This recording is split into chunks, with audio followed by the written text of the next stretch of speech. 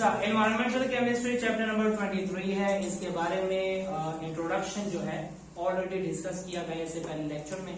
और एनवायरमेंट क्या है, हमारे इर्द गिर्द जो सराउंडिंग्स हैं उसकी स्टडी को हम क्या बोलते हैं, एनवायरमेंटल केमिस्ट्री कहते हैं। ठीक है। एनवायरमेंट के 4 सेगमेंट्स हैं। हाइड्रोस्फीयर में हम वाटर के बारे में पढ़ते हैं, लिथोस्फीयर में हम अर्थ के बारे में पढ़ते हैं, और बायोस्फीयर में हम लिविंग ऑर्गेनिज्म के बारे में पढ़ते हैं, और एटमॉस्फेयर में हम एयर के बारे में पढ़ते हैं। इस चैप्टर में हमने ज्यादा फोकस करना है एटमॉस्फेयर पे, और दूसरा हमने फोकस करना है हाइड्रोस्फीयर पे। ठीक है। We don't have to discuss about the lithosphere and biosphere. ठीक है।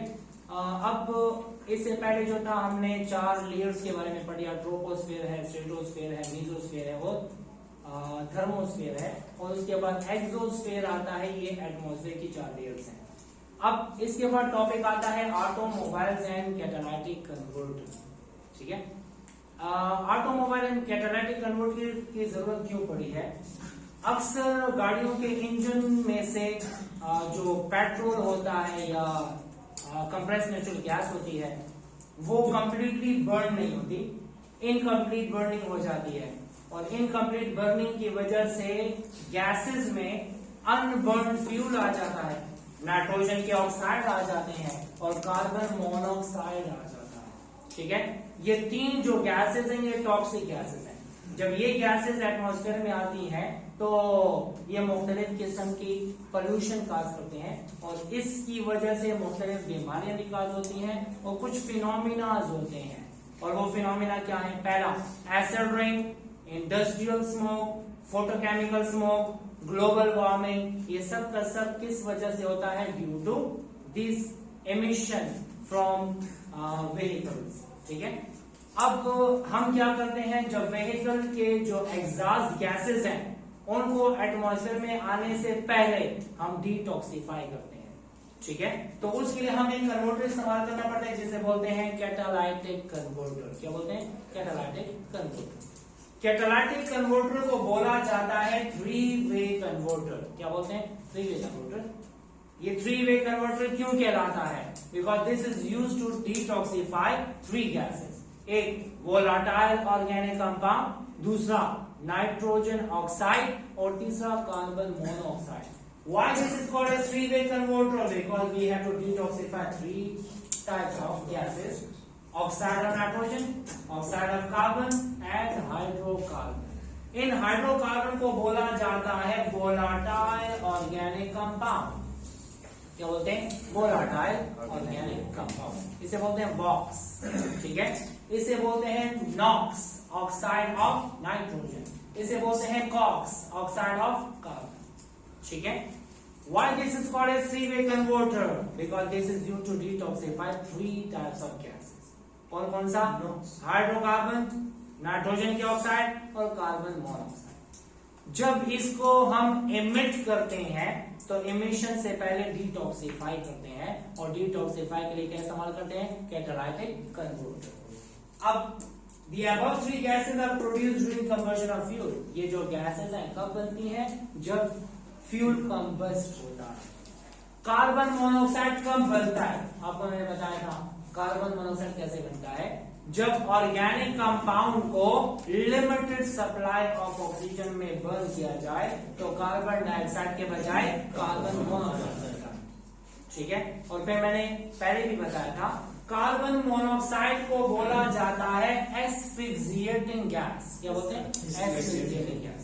इसे बोला जाता है क्या? एस्फिक्सिएटिंग gas. Why this is called as asphyxiating gas? क्योंकि ये ऑक्सीजन के लेवल को बॉडी में कम करता है। ठीक है। ऑक्सीजन के लेवल को कम करता है, हाइपोक्सिया क्रिएट करता है। ठीक है। तो अगर पूछा जाए कि कौन सी इसके अलावा आपको पता होना चाहिए कि नाइट्रोजन के जो ऑक्साइड है वो ऑर्गेनिक कंपाउंड की या फ्यूल की कंबशन से नाइट्रोजन के ऑक्साइड कहाँ पे बनते हैं? ज्यादातर पेट्रोल में मौजूद है नाइट्रोजन के ऑक्साइड। ठीक है। पेट्रोल बर्न होता है और बर्निंग के दौरान नाइट्रोजन के ऑक्साइड भी बनाता है। ठीक है। और हाइड्रोकार्बन अक्सर आपने देखा होगा गाड़ियों में सीएनजी की स्मेल आ जाती है या पेट्रोल की स्मेल आती है। क्यों आती है? क्योंकि जो अनबर्न फ्यूल है वो निकल जाता है बाहर की तरफ, तो वो जब एटमॉस्फेयर में आता है तो क्या काज करता है? मुख्तलिफ किस्म के उससे बीमारियां भी काज होती है और पोल्यूशन काज होती है। मैं बताता हूं कि these gases causes pollution and responsible for किस किस चीज के रिस्पॉन्सिबल है? एक एसिड रेन इसकी वजह से हो सकती है, हम बाद में पढ़ेंगे कि एसिड रेन क्या है, ठीक है। इसके बाद दूसरा, इससे इंडस्ट्रियल स्मोक भी होता है। ये कैसे होता है वो भी बाद में देखेंगे। और इसके अलावा फोटोकेमिकल स्मोक भी इस वजह से होता है। और इसके अलावा इसमें एक और भी होता है जिसे बोलते हैं global warming.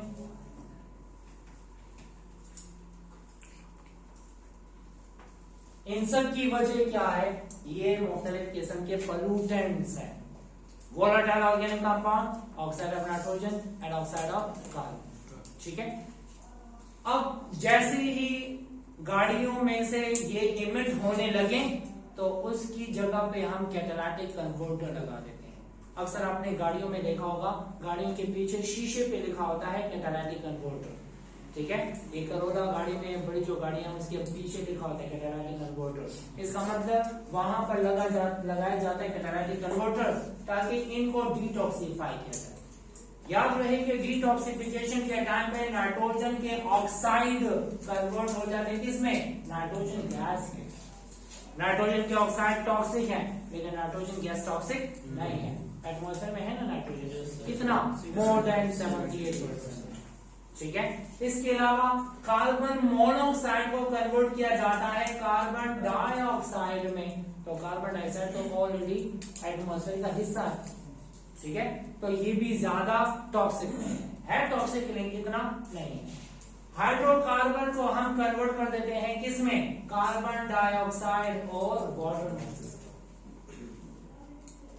So we are going to convert harmful and toxic gases into harmless and normal gases, ठीक है। अच्छा, इसके बाद आते हैं, इनको पहले डिटॉक्सिफाई किया जाता है before emission to the environment. अब कैटालिटिक कन्वर्टर में होता क्या है?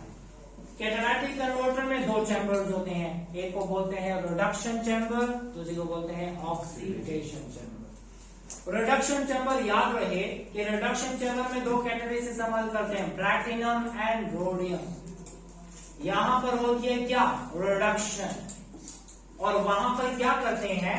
नाइट्रिक ऑक्साइड और नाइट्रोजन डाइऑक्साइड को नाइट्रोजन गैस में कन्वर्ट कर देते हैं, ठीक है। तो अगर पूछा जाए रिडक्शन चैम्बर में क्या क्या इस्तेमाल होता है? Rhodium and platinum as a catalyst. वहां पर होता क्या है? रिडक्शन होती है। What is reduction? Removal of oxygen. पहले एन के साथ O था, अब एन के साथ O नहीं है, रिमूवल ऑफ ऑक्सीजन हुआ, इसको क्या बोला जाएगा? Reduction. This nitric oxide will be absorbed on the surface of rhodium and platinum। होता ऐसा है कि कैटालिटिक कन्वर्टर में वो जो चैम्बर है, चैम्बर की सरफेस पे रोडियम लगाया जाता है या प्लैटिनम लगाया जाता है। नाइट्रिक ऑक्साइड आती है इसके सरफेस पे, एब्जॉर्ब होती है, क्या होती है? एब्जॉर्ब, अटैच हो जाती है।